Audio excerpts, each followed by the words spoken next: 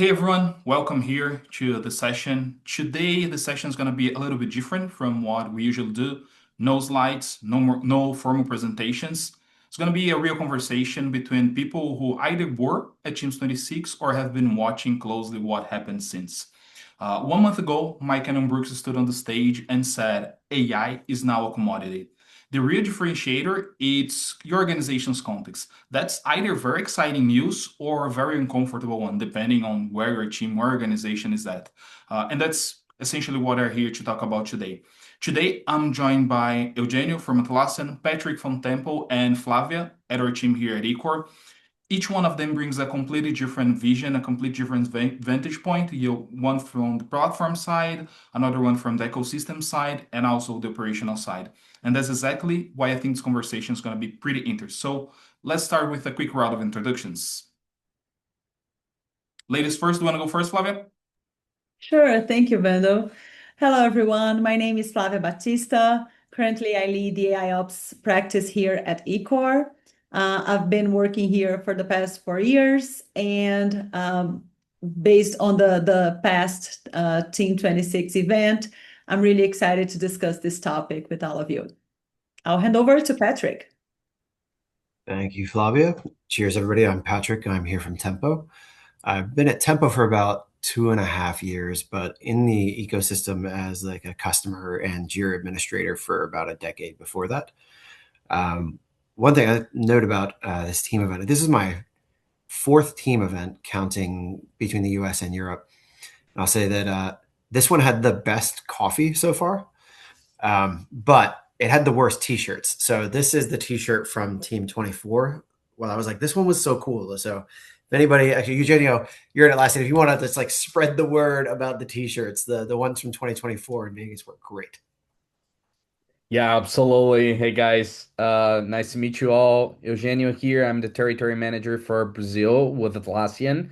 And yeah, I agree with you. 2024 t-shirts were great. I got a jacket on 2023, and that's like really awesome. So yeah, I'll cascade the feedback internally here. Very excited to be talking to you guys today. Awesome. Thank you so much for joining us. I think it's going to be, as I mentioned, a really great session. By the way, this was my third team event, not the fourth. I haven't had the chance to go to the Europe one yet, but I have to say it was maybe the first time that I saw real FOMO, fear of missing out in the room from customers, from partners. Not exactly, not just the hype, but actual urgency. So, what's going to be the next step of AI?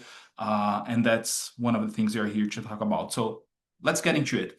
So a month ago, Team 26, a little bit more than that. Now that dust has settled, we were able to go through all your emails. Our emails have been read. People have time to process everything. I want to go around the room, ask each one of you your honest reaction. So not official narrative, not what actually stood out. So Eugenio, Patrick, either each one of you wants to start. What's you resonating with you? What surprised you? What confirmed what you already knew? So which are your perspectives from the event?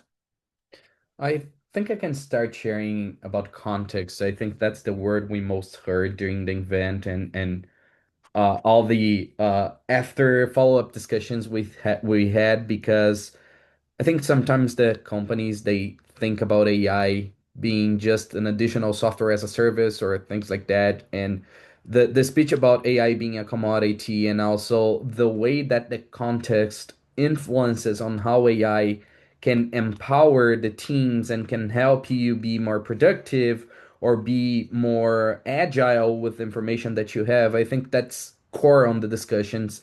I mean, I really like that formula that Atlassian brought to the stage, which was basically acceleration. It is intelligence, which is the AI tool that you use, times context. So you can pay for the best tool ever. If you don't have context, you're not going to get acceleration out of AI. I think that's my initial thought about like all the AI context that we discussed during the event. Spot on. What about you, Patrick? It's a great lead in for my answer. I love it. So it's I I think one of the themes that I noticed, and sorry for some context for my experience at Team 26, right? So I'm on the solutions team at Tempo, which means I was at the booth all day, every day doing demos. So I didn't get to watch any of the presentations firsthand. I got to hear about them when somebody would walk up and say, "What did you think about that?" And I was like, "I don't know. I was over here." So I got to hear it like through the lens of customers' perspectives of how they interpreted it. And then, I had to go back and read it afterwards. And what I think the biggest trend was before, so in 25, a little in 24, it wasn't quite fresh enough yet then. I think a lot of people were treating AI, especially within the Atlassian ecosystem with Rovo, as just like a different way of running automations, right? They weren't really, they didn't know quite what to do with it yet. And that wasn't just an Atlassian thing. That is, the world was still at that point. We know that AI can do things for us. We're not sure what yet. We're not sure what it's good at. We know that it lies to us all the time. So we don't want to do something too important. And there was so there was a lot of like hesitancy, but also not a ton of real value-driven examples yet where somebody had used it and added value to their business yet, like just broadly with AI. And that was very different this year. So people had time to take advantage of what was available to them, a lot of investments in it, let people experiment a lot. So I actually had a customer come up and, one of the things we were asking is like, hey, what have you been using Rovo for within Tempo? Like, how has this actually solved problems for you? And we had a customer that was set up a Rovo agent that had identified, basically like de-risk their audit governance. So they were using it to identify children underneath capitalizable initiatives that were for operational work. Like they had an initiative where underneath it there was a training epic because the teams were learning like something about MCP servers. So the team had to learn about MCP servers in order to deliver this higher level initiative, but you can't capitalize the training aspect of it. So their Rovo agent caught that from the description of the work and then suggested a new categorization. So now like that would have, if that was caught by a human before, it would have taken a lot of like digging through work items and analyzing and instead it was just like, hey, this is probably wrong. You're not going to get trouble in an audit if you fix it now. Like that level of maturity of like, we've done a thing that impacted our business with AI was like, it matched the trend of the presentations around context. Yeah, I like the word that you used, maturity, because I think that was pretty much, as I mentioned, it's my third team's event. On the first one I was lucky enough to be there and heard them announcing Atlas Intelligence. It was, Atlassian's first step into the AI everything.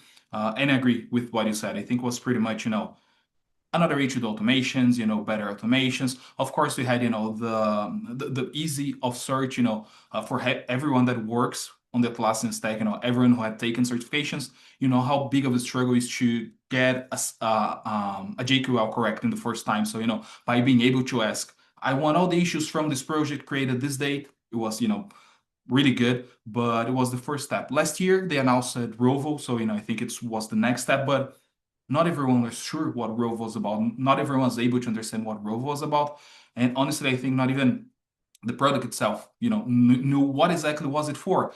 And now, in this year, as I mentioned, I saw both from customers, from partners, from other vendors, this, fear of missing out on, okay, what can we do with Rovo? I think that now they showed us pretty much the art of possible with Rovo and with the connection with the teamwork graph. That is what's bringing all the context from all the information the organizations have been leveraging, have been building, throughout many years on the top of the Atlassian stack. That's the biggest differentiator that we have there. And I agree 100% with you, Eugenio. The word that I heard the most in the event was context. Context surrounding everything, and I love that formula as well. I was sharing with an internal team yesterday some news from teams, and I brought exactly that formula because every product, every announcement that they did was around that formula. And what about you, Flavia? What are your takes on that? What are your thoughts on that? Yeah, I think what we are seeing is that after Team 26, as you said, when Rovo was released, we saw a lot of companies just saying, okay, now we have an AI agent within our Atlassian stack, that's okay. And they didn't do anything about that. Right now, they have the case that was built in Team 26 actually connected Rovo capabilities to the pain points that we see in the companies with the clients. So I think that's the main differentiator because in the first time that the the teams were in contact with Rovo, they just knew that it was available. They didn't know what they were going to use that for, and they had to create their own internal use cases to leverage Rovo. Now, the way that Atlassian put that together and the new capabilities and this context pain point as well is something that resonated with the companies much more in this sense. So I've seen that now companies are understanding why they need it much more than they did in the past.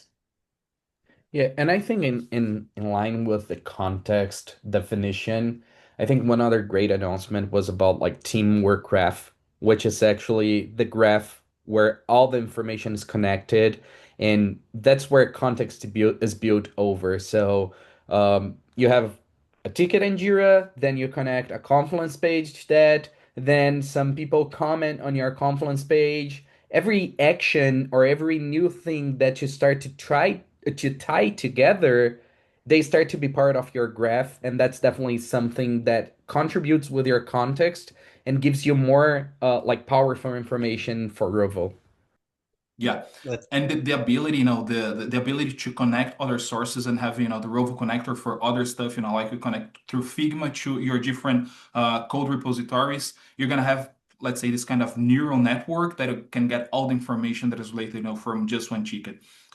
Something that I thought was pretty different this year, I don't remember last year's, during the keynote, they doing a live demo, and was actually Mike doing the demo. I think that was amazing, and what he did in the demo was, can you find, which were the last code that Mike and Brooks developed, and where that information, and you brought information. You think, that the last commit that he did was, I think, version 2 of Confluence. So, was able to look in all this decades of data that they have. It was, pretty amazing. But of course, we need to understand that for organizations to be able to leverage that, they have to have a good base, all the information well structured. The information has to be there because, the AI is going to be just as good as information that you have there. That's awesome. Thank you so much. But now that we have talked about what was announced, I want to go a little bit deeper. So, what it actually means for people that are doing the work, because many times there is a gap between what gets announced on the stage, in any Teams event, and what happens inside a team in a regular morning, or even more than that, even better, what happens on a Friday night. So we have, teams receiving alerts, someone it's woken up, runs to fight a fire. So how does AI can help those teams? How does AI can help on that cycle without just adding more noise? I think that, would be really good to have your perspective. I think is your territory, Flavia. What's your take? Let's start with you. Yes, sure. So AI can help a lot in those scenarios that you mentioned. So we know that, as you said, in a Friday night, we have teams working on alerts that we really expect them to be valid alerts, but we know that sometimes they are not. They are just false alerts, duplicated alerts, and you're just paged in the middle of the night for nothing. So AI can definitely do this triage for you. AI can see if you're working on something that another team member is also working on and do this correlation.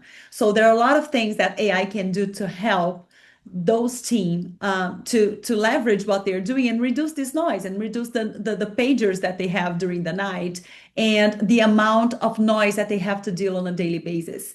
But also, one thing that I think changes a lot for these teams is that with all this AI evolution, we know that how important it is to have our teams and the human in the loop, right? So, in this context environment that we are saying here, it's very important that how the teams have realized the important role that they play in this context piece.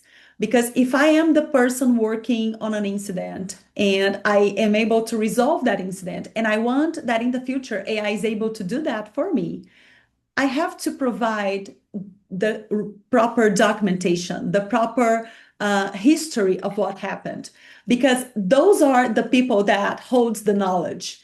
And this is essential to leverage AI in an IT operation. So I think it also brought the importance of keeping human in the loop, because AI will not work if the team members don't realize that they are the ones that puts the context together. The context is not something that will just appear and connect tools and you just will have visibility of everything that has happened. You will only have visibility of the things you have documented, of the things you have uh, uh, properly set in the right places. So that's a very important change for the IT operations as well, because I think now the teams have realized the important role they play to make AI work properly. I couldn't agree more. And I've been hearing many people saying, throughout the time, as we're seeing AI grow, a big concern, it's AI gonna take my job, what I'm gonna do, if AI take my job. And what I, usually tell people, and I firmly believe that it's hardly AI is going to take anyone's job. What might happen? It's someone who's leveraging AI, being more efficient, being more effective. This person might take her job, not the AI itself. Because, as you mentioned, it's quite important to have the human in the loop. Is the human who's going to feed AI with information, is going to make the correction. And also something that I think was Patrick that said, the the information that I'm trying to remember what he said. Oh God. Either way, I'm gonna remember later. That's fine. The Yeah, but related to the cycled information, having the human in the loop, I just remember. We know for a fact that AI is gonna hallucinate. That's gonna happen. We cannot say that's we try to reduce, to mitigate, to minimize those cases, but absolutely that's gonna happen. That's when we need to have the human in the loop to make sure, we're given the correct answers, the correct information, and everything that is related to that. What's your take, on the what we have been talking? Both Patrick, Eugenio, who wants to go first? Patrick, your time now. I actually this wasn't a prepared answer I had for the topic here. It's I didn't think about it in the context of it, but I used it. The teamwork graph helped me prepare for this meeting. So when we were prepping for coming in here, I I'll preface to say like I'm really good at JQL, but like if I don't have to write it, that's great. And one of the problems that I used to encounter, especially because like with my role at Tempo, a lot of it is like dealing with prospects as customers, trying to figure out what problems we can solve, if something's on the roadmap without having to bug somebody on product. So I'm often like going in, searching through our backlog and trying to see like, is there a committed date on something? And one of the things that I was preparing for this is like, all right, I'll bet there's going to be some questions that come up around what's on the roadmap. And I asked Rovo, and then the answer was I asked Rovo in Jira because in my head contextually, like, yeah, there's probably some Jira ticket about it, and I ended up like, getting surfaced a response that was in a strategy document that our product leadership had worked on last week, and I was like, oh, that's exactly what I needed. Like that's, and if I was just going my old route of like, all right, I'm going to try to find the epic or the idea or whatever inside of Jira, like I either wouldn't have found it or it would have taken me like 45 minutes instead of 15 seconds later. It's like, this is everything I need to know about what's coming, right? And that's like, obviously that scales out way beyond my use case there of the context of your organization is, like, one of the ways I like to put it is like Jira is not where work is done. Jira is where work is described. And the work that is being done through like source control commits and Confluence documentation, Miro diagrams, like all of that stuff that it touches in the teamwork graph gets you so much closer to a correct answer than what somebody described originally. One of the things that caught my attention during the event was the incident command center because my past experiences were always leading command center teams. And one of the issues that we always had was like the noise of the alerts, as Flavia mentioned, like we hope to get real alerts, but we know that development teams sometimes they just start sending alerts for applications that are not still deployed to production environment or with misconfigured thresholds because we don't have data history to better configure those thresholds. And I think the incident command center actually plays a key role on that because it's going to help the teams to first try to reduce the noise and try to couple alerts that are similar or to identify trends of alerts so that it can help the team that is like in front of resolving those alerts. Second, I think that the power of all of the context that we said, and as Vando mentioned, like you can get data from multiple different sources outside of Atlassian ecosystem. We have more than 100 different apps with connectors to the teamwork graph, and That means that you can bring information to your context from more than different 100 sources. So you can get, for example, your monitoring tool, your observability tool connected with Jira Service Management, and that will automatically start creating post-incident review reports, or it's gonna create a standard operating procedure for you to execute and try to troubleshoot that issue before escalating that to an incident. So I think that like provisioning and predictability on the incident management stuff is also something that's going to help a lot, and it definitely relies on the information that we have on the context.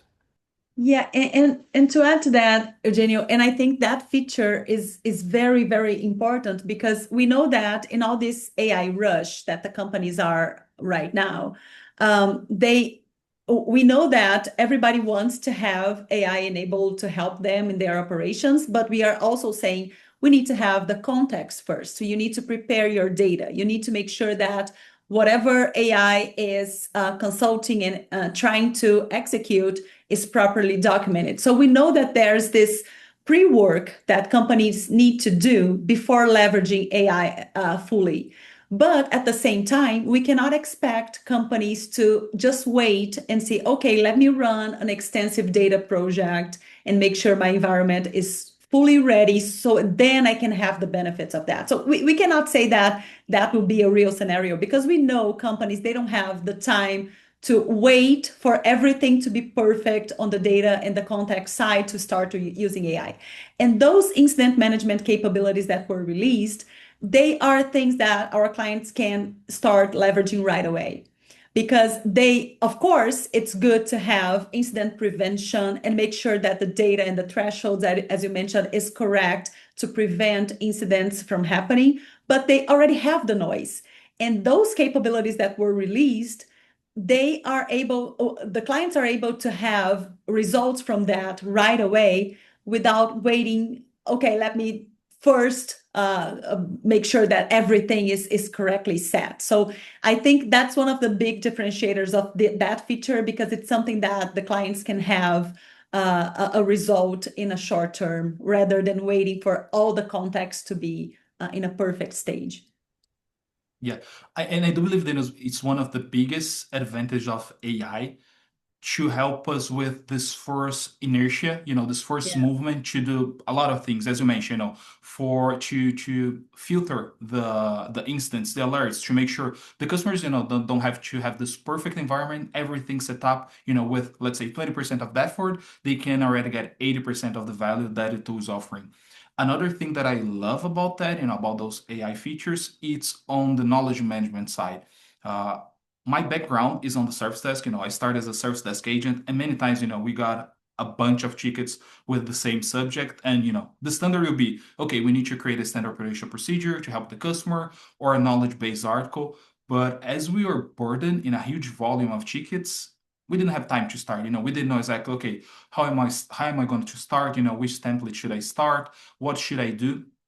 But with both a Rovo agent and actually there's an out-of-box feature on JSM that helps you to see which are the tickets that were mostly created in the last 30 days, and it's going to suggest you knowledge-based articles to resolve those tickets. Of course, the information is going to be based on the information that have your environment. So if your agents are closing the ticket just as done, resolve it without proper information, AI is not going to be able, to bring all the context, all the value that you can have from that. So that would be the first step. But even more than that, with that, you can, again, start with something already with a draft and ask someone just to review, make sure everything is fine, all the information is there, and then publish that and, seeing a huge reduction in the number of tickets created by sharing knowledge with the customer.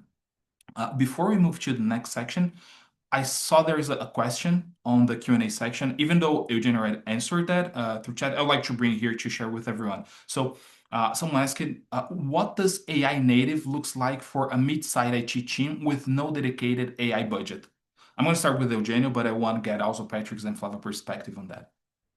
Sure. I think AI native does mean by you expending a lot of money on AI tools. It means you're redesigning the way your team works. because again, we are talking about context. And context is basically embedding AI to all the flows that you have within your team. So it's not like throwing a lot of money on an expensive tool or anything like that. It's just you knowing that AI must be part of your processes, AI must be part of your daily activities. AI must be a key player that plays the same game that your team plays.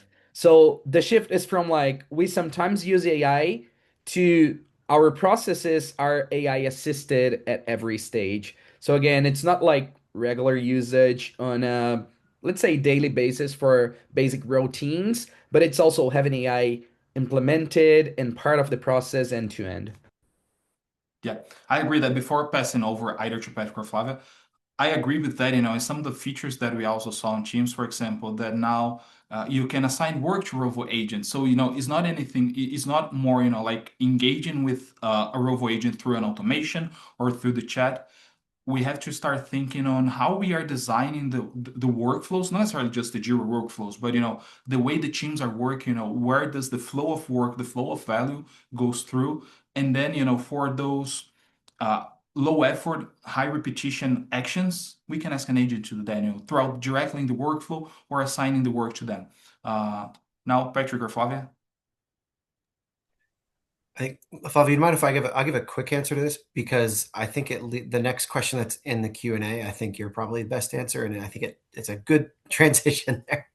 I'll say that the short answer on my side is whenever we're adopting any net new change to the way we work, right? And whether it's something as simple as like just adopting a new accounting platform, or whether it's as potentially revolutionary as implementing AI as part of our workflows, it's to have a mindset of, let's say, fostering, allowing for experimentation and education. So like that's a cultural shift there.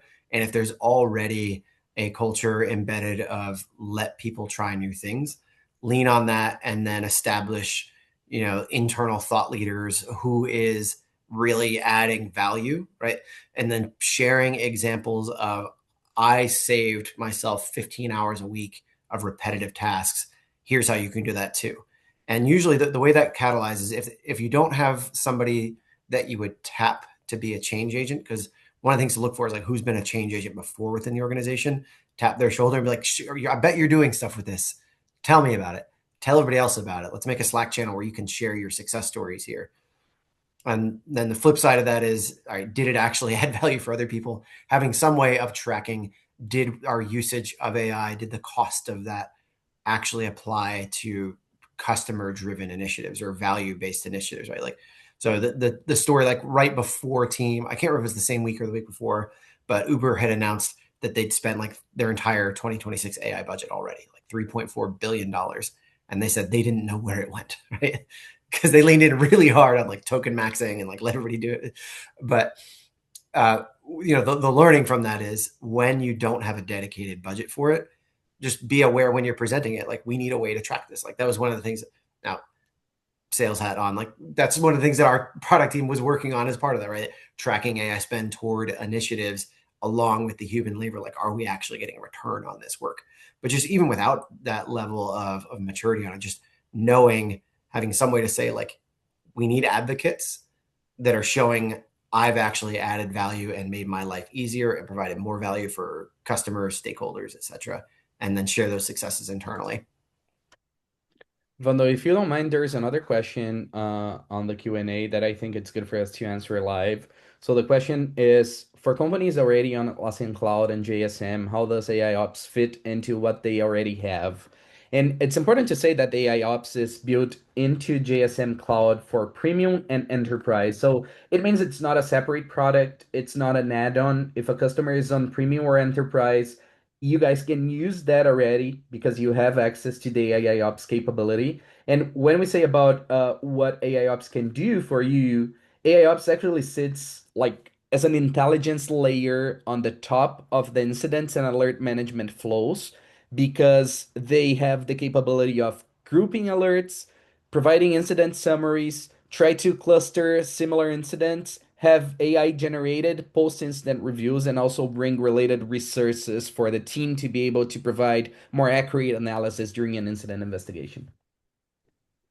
Yeah, and to add to that, Eugenio, that also ties to the last topic that we were talking about is like if we don't have budget for AI, how can we leverage that? How can we take the best out of that? And I think that like on the past that we used to have cell phones that they would not take photos, they didn't have a camera. And then you were like, oh, you need to have a phone with a camera and say, no, no, I don't need that because if I need that, I can buy a camera. I don't have the need for a camera right now. So you would just have that phone. Now nobody has this discussion because all the phones they have cameras, and that's what's going to happen with the technology as well. Today we keep saying we have the tools and then we need to have AI. In the near future it's just like AI, it's there. It's not something that we buy separately. It's not something that we might budget for it separately. It will just be there, and that's what happens today with JSM. So it's already there. You don't need to budget for that separately, saying, okay, I have JSM Enterprise or Premium, and now I need to budget for an external AI. No, you have it there. So it's also the change of mindset. It's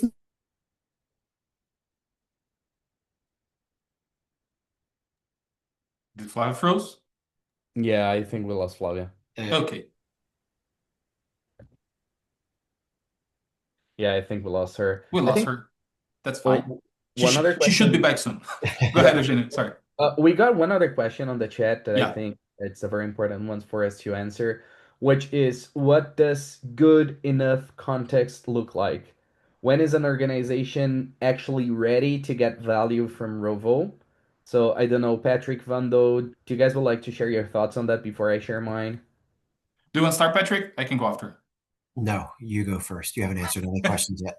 Absolutely. Yeah. So I think Flavia's back. We're gonna I'm turn the back. word back to you in a few seconds, Flavia. Don't worry. That's fine. So Thank you.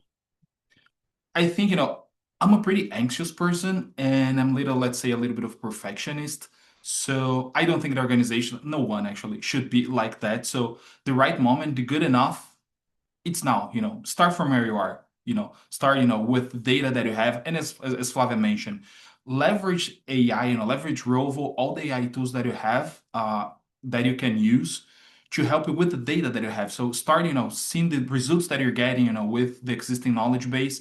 And if you start seeing, okay, I'm getting outdated information from a knowledge base. So, okay, now I'm gonna maybe leverage AI or ask someone to go there and update those knowledge base articles. Because many times if you keep on this struggle of I need to have the state of art knowledge base articles in my knowledge base, all the information, many times you're going to spend more time looking for the perfect structure for the perfect knowledge base article, and that might be something that you're not even going to use, might be something that's outdated because no one's using, no one's seeking for that information anymore. So again, start from where you are and then leverage everything that I have from Rovo, from your AI tools to enhance what you have right now.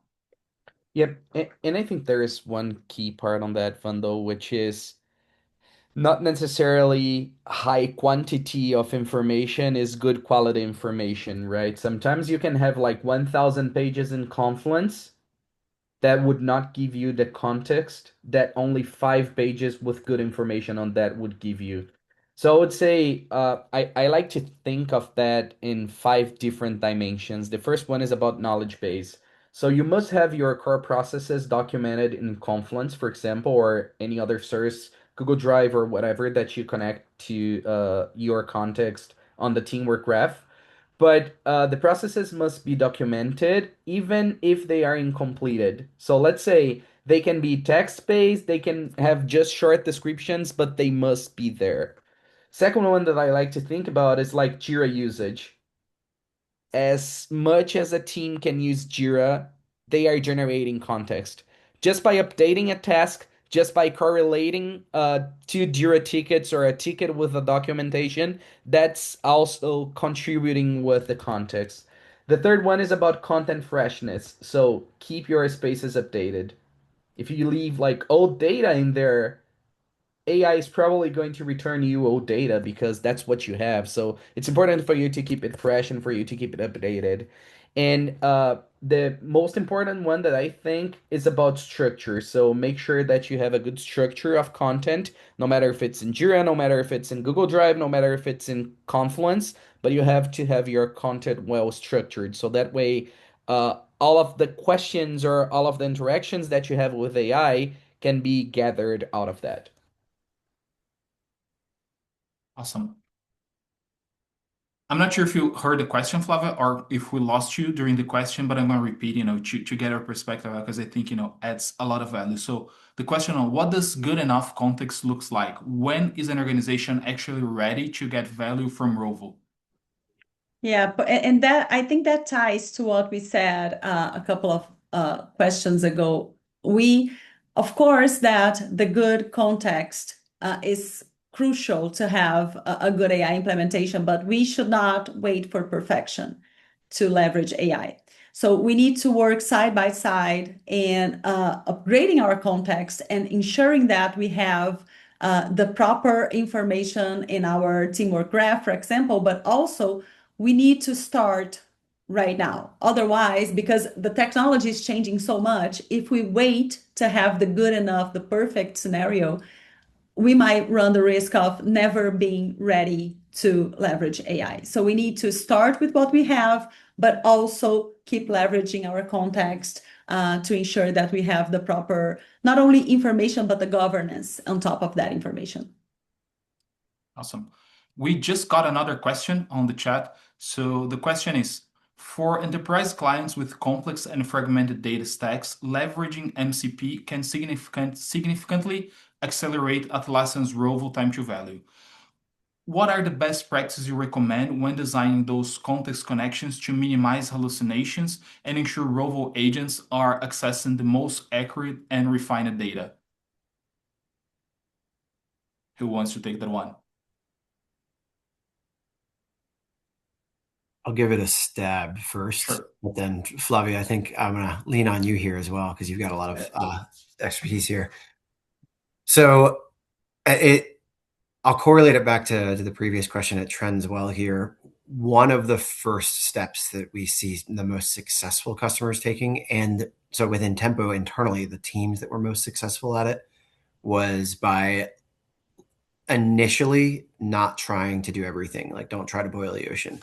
So having teams that have a business case behind tying two data sets together, and then tie those two data sets together with the MCP server, and then start doing some iterations there.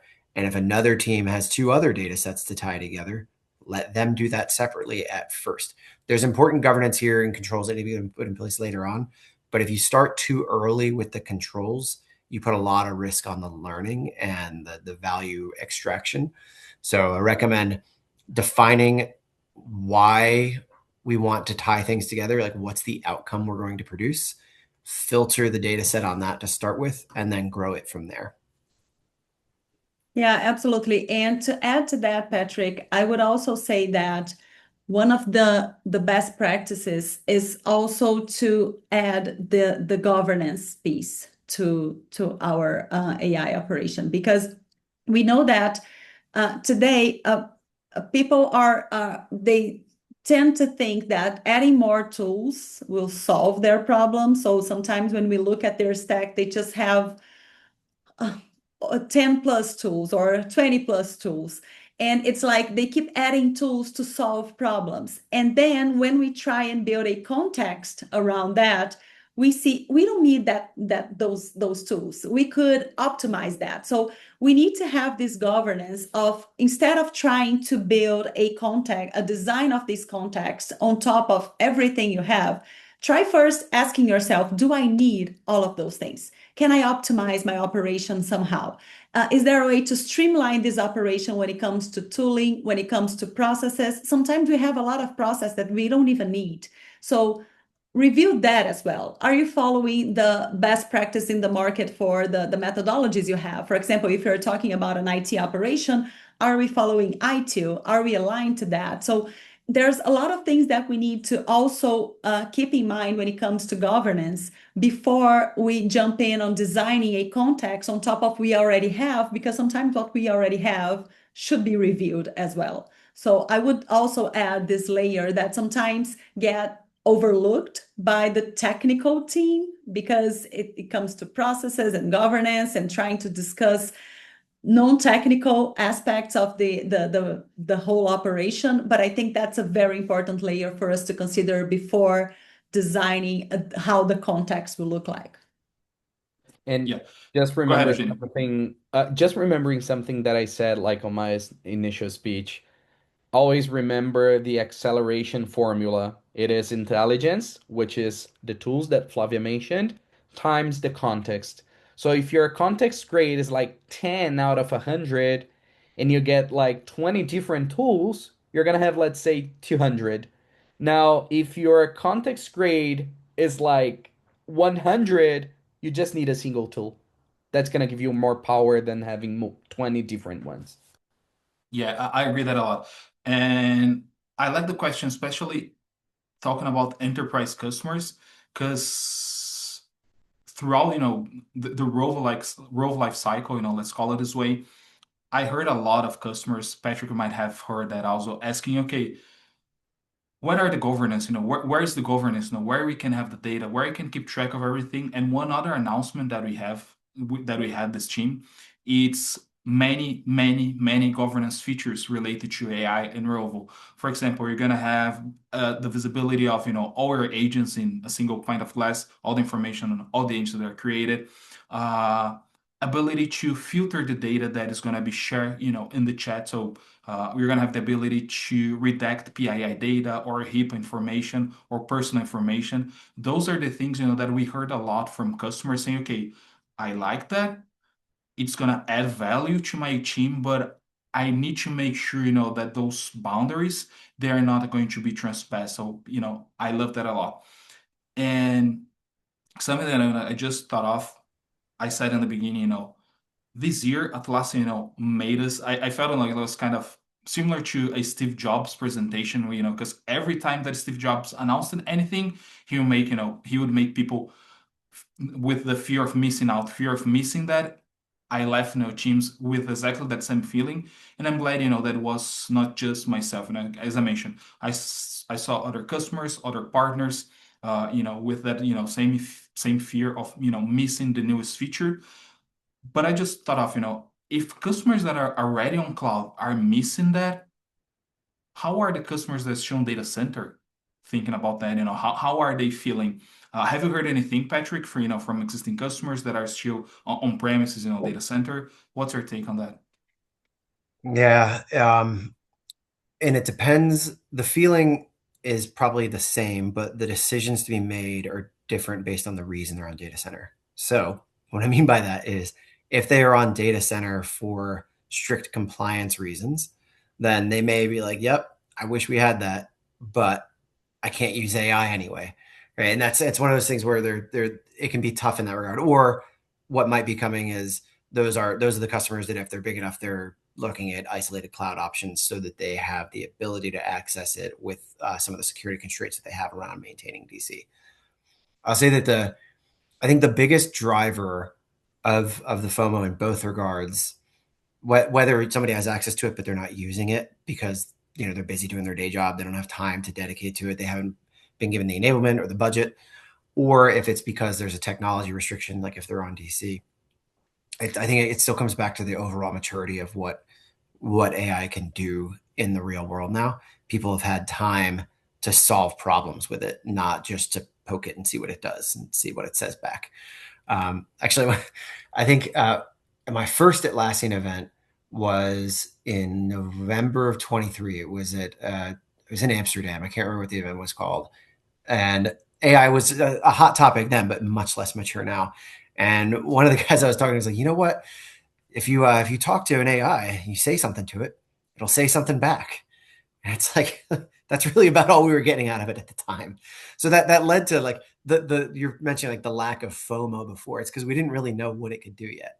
But these examples of people solving real problems and improving processes and delivering faster value and higher ROI for themselves with it until the rug gets pulled and all that AI costs are 10x. Who knows what's going to happen with that?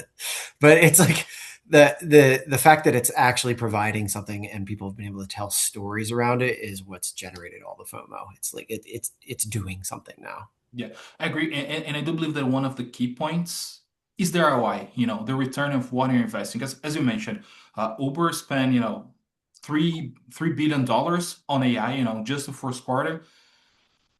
I'm pretty sure, that the stakeholders would not mind they spending 3 millions if that brought kind of, 9 millions in return. Yeah. And I think, that's the main point that we're seeing now. Okay, you're using, now we need to see what's the value. And, we need to have a way of tracking that, to make sure that we are tracking because it's not exactly easy, but, we are more used to track the work, the value that are bringing with the human work, Patrick spent 40 hours this week on these customers, and this is the value that he's bringing. But how much of that, he's leveraging or how much he was able to accelerate, using AI. How much, we are missing of him not using all the AI potential. How many agents he's using? What's the value that those agents are using? And I don't think there's, a best way as of right now to track all this information. Have you seen anything, that's either, helps with that leverages that? Flavia, Patrick, Eugenio? Yeah, so before that, I just wanted to go back to that other topic about data center, and then I'll go back to this. So I think one important point that Patrick mentioned about the data center is that why the clients are still in data center. Because sometimes they have this fear of missing out, but they cannot leverage what Rovo Ops is doing right now because they are on data center.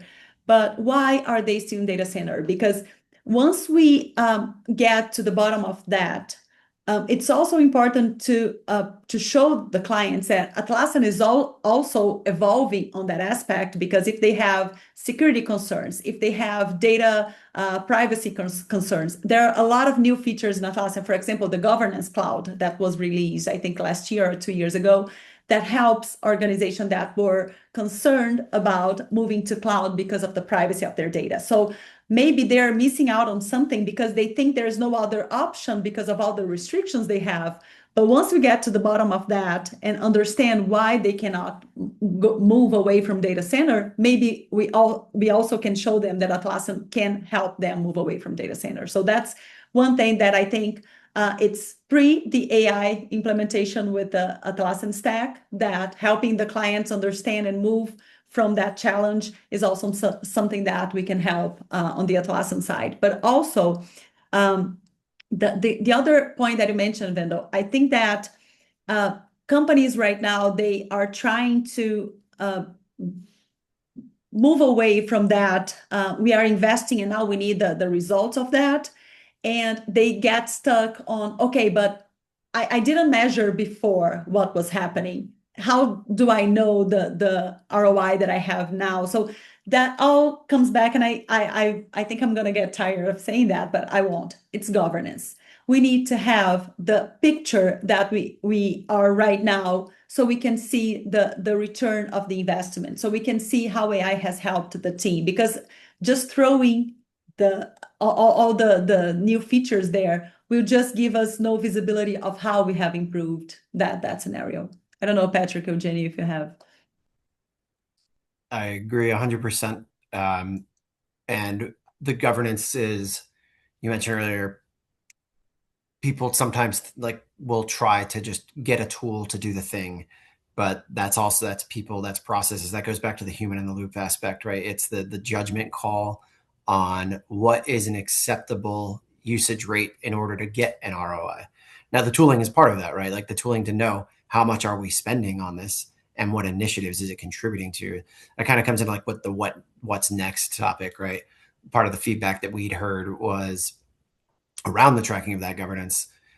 Tempo is working on a workforce intelligence app inside of Jira to correlate AI spend to initiatives in addition to the human labor. So now you can see how much we spent to get this work done from a people perspective and from an AI perspective. Who's adopting most efficiently? Who should we pick to now coach others because they have moderate spend, but like triple the results as other people? Like maybe they're doing a good job of determining which model is most appropriate for the task, and they can do some internal enablement on that, right? And that governance, it's a people-centric thing, and then tooling to expose the information so you can make those decisions and make those coaching approaches. That's awesome. Yeah, I agree with you guys. And just one thought that I'd like to add here. Most of the companies nowadays, they see governance as bureaucracy, and it's exactly the opposite. It's like organization and value proofing. I agree. So we're coming up to a close, and I want to make sure, that everyone that is here watching us gets a call to action, something, besides all the content we have already shared, all the information, they have something, to take home. So let's say, if someone that is watching us today walks away and needs to do one thing different next week, what it should be. I'm gonna start with Patrick. Going with you first. This is going to be very tactical and very generic, but that's okay because that's what works. Find an opening on your calendar when you think best. So if you're a morning person, or if you think best after lunch, or if you take a run, whatever, right?